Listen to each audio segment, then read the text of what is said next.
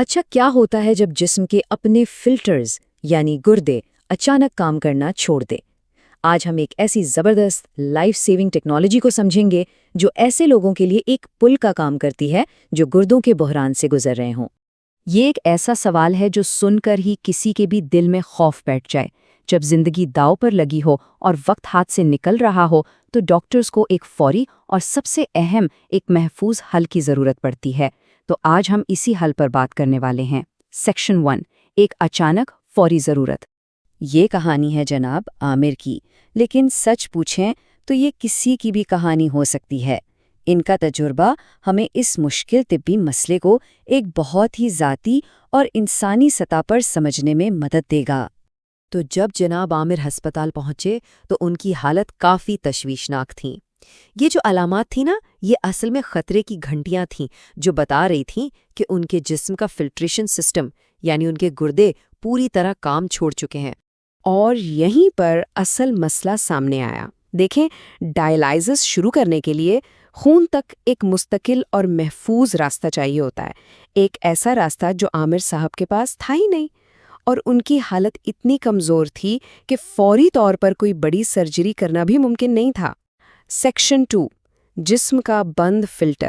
Medical کی زبان میں اس کنڈیشن کو کہتے ہیں اینڈ سٹیج رینل ڈیزیز یا ESRD۔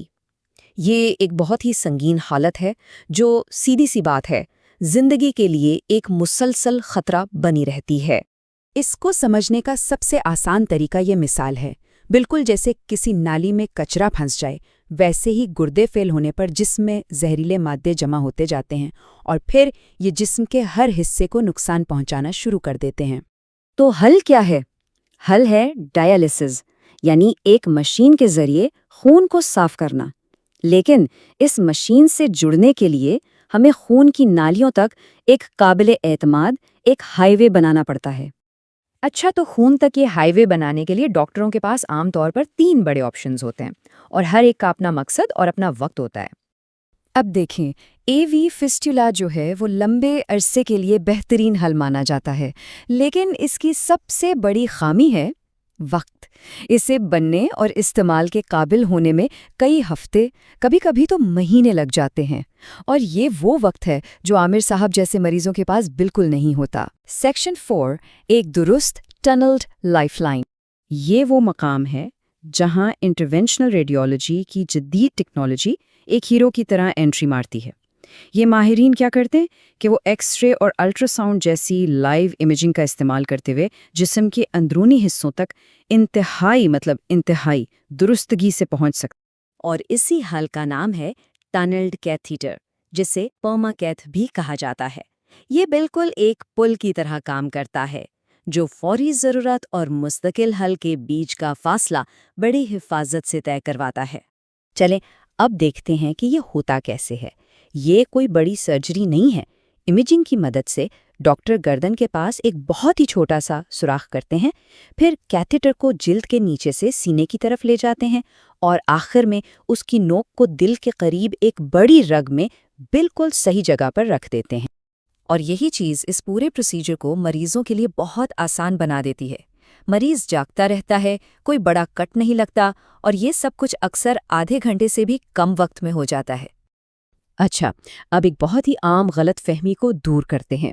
جب لوگ گردن کی لائن کا سنتے ہیں نا تو فوراً کسی بے آرام اور خطرناک چیز کا سوچتے ہیں، لیکن پرماکیتھ کے معاملے میں حقیقت اس سے بالکل مختلف ہے۔ یہاں فرق سمجھنا بہت ضروری ہے۔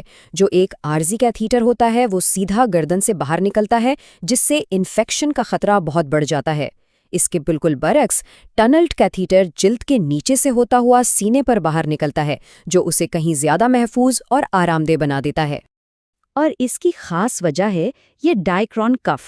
یہ ایک چھوٹا سا رنگ ہوتا ہے جو جلد کے نیچے ٹیشوز کے ساتھ جڑ جاتا ہے۔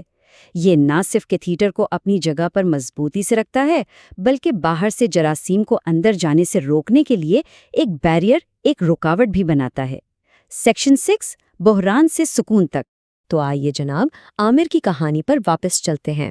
اس چھوٹے سے صرف 30 منٹ کے پروسیجر کے فوراً بعد وہ اپنی زندگی بچانے والے ڈائیالسس کے لیے بالکل تیار تھے۔ کوئی انتظار نہیں، کوئی دیر نہیں۔ اور یہ سب سے اہم بات ہے، پرماکیت نے نہ صرف عامر صاحب کی جان بچائی بلکہ انہیں وہ قیمتی وقت بھی دیا جو ان کے جسم کو مستقل حل یعنی فسچولا کے لیے تیار ہونے کے لیے چاہیے تھا۔ تو اس ساری بات سے ہمیں کیا سیکھنا چاہیے؟ یہی کہ ڈائلائسس کا سفر مشکل ضرور ہو سکتا ہے، لیکن اس کا پہلا اور سب سے اہم قدم یعنی خون تک رسائی محفوظ، تیز اور جتنا ممکن ہو سکے تکلیف کے بغیر ہونا چاہیے۔ تو سب سے اہم ٹیک اوے کیا ہے؟